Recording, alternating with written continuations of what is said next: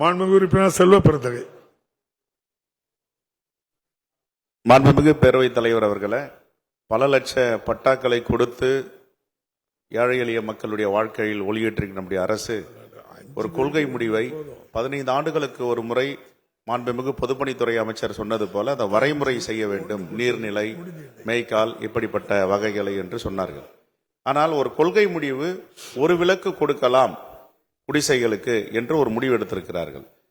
நம்முடைய தலைமை செயலாளரும் நாங்கள் மாவட்ட ஆட்சித்தலைவருக்கு அதை உறுத்தியிருக்கிறோம் என்று சொன்னார்கள். ஆனால் அந்த அறிவுறுத்தின பிறகும் காஞ்சிபுரம் மாவட்டத்தில் திருப்பெரும்புதூர் பகுதியில் அந்த ஏழை எளிய மக்களுக்கு நீர்பிடிப்பு பகுதி 20 ஆண்டுகள் 25 ஆண்டுகளாக இருக்கிறார்கள். ஒரு காலத்தில் நீர்பிடிப்பு பகுதி, இப்போது நீர்பிடிப்பு இல்லை. இப்பொழுது லேக் ஏரியா என்று சொல்லுகிறோம், ஏரிக்கரை தெரு என்று சொல்லுகிறோம், வெள்ளைச்சேரியை வேலைச்சேரி என்று சொல்லுகிறோம். காலங்களுக்கு ஏற்றாலும் மாறி வருகிறது.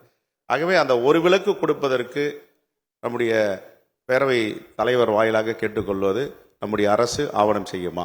மாண்புமிகு அமைச்சர் அவர்கள். மாண்புமிகு பேரவைத் தலைவரே, எல்லா பகுதியிலும் ஒரு காலத்தில் நீர்நிலை புறம்போக்காக இன்றைக்கு கணக்கில் இருப்ப இடங்கள் இருப்பான். எல்லா தொகுதியிலும் கட்டடங்கள் கட்டப்பட்டிருக்கிறது.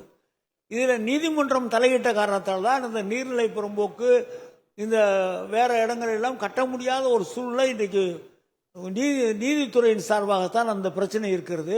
மேய்க்கால் புறம்போக்கு பிரச்சனை எல்லாம் நம்முடைய முதலமைச்சருடைய கவனத்திற்கு கொண்டு போய் ஒரு கொள்கை ரீதியான முடிவெடுக்க வேண்டும் என்பதையும் நம்முடைய முதலமைச்சருடைய கவனத்திற்கு கொண்டு வந்திருக்கிறோம்.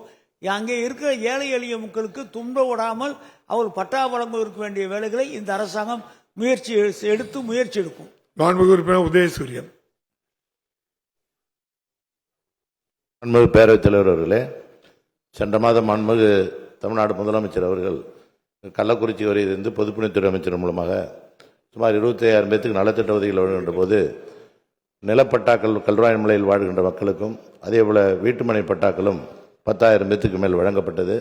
ஆகவே தமிழ்நாடு முதலமைச்சர்களுக்கும் துணை முதலமைச்சர்களுக்கும் பொதுப்பணித்துறை அமைச்சருக்கும் நன்றியை தெரிவித்துக் கொள்வதோடு இதிலே ஒரு பூட்டை, சங்கராபுரம், நரிக்குறவர், ஆதி திராவிட மக்கள் வாழ்கின்ற இடங்கள், பொய்க்குணம், இது போன்ற கொசப்பாடி போன்ற கிராமங்களில் இந்த குன்று புறம்போக்கு என்று இருப்பதனால் கனிம வளத்துறையிலிருந்து தடையில்லா சான்று வழங்கப்பட்ட பிறகுதான் பட்டா கொடுப்பதாக சொல்லப்படுகிறது. ஆகவே மாவட்ட ஆட்சித்தலைவரிடம் இந்த கருத்துரு இருக்கிறது.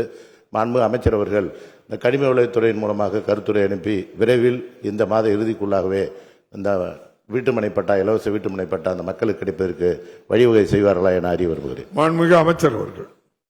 மாண்புமிகு உறுப்பினருடைய கோரிக்கை அரசாங்கம் பரிசீலிக்கும். பொதுவாக நிறைய இடங்கள் பட்டா கொடுக்காமல் இருப்பதற்கு பல காரணங்கள் இருக்கிறது. நாங்கள் முடிந்த அளவுக்கு இப்போ 97 ஜிஓ பார்த்தீங்கன்னா சென்னையை சுற்றி இந்த 97 ஜிஓவுக்கு முதலமைச்சருடைய கருணையின் காரணமாக, முதலமைச்சருடைய நல்ல எண்ணத்தின் காரணமாகத்தான் சென்னையில் சுற்றி இருப்பவர்களுக்கெல்லாம் இப்போ 97 ஜிஓ மூலமாக ஏறத்தாழ 80,000 பேருக்கு இப்போ பட்டா வழங்கியிருக்கோம்.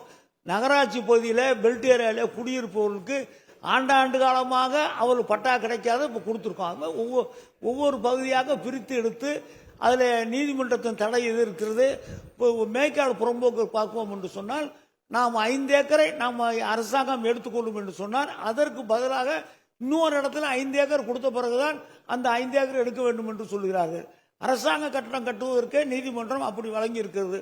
எங்கே மேய்க்கால் நிலம் இருக்கு என்று தேடி பிடிப்பது அது ஒரு சிரமம் இருக்குது.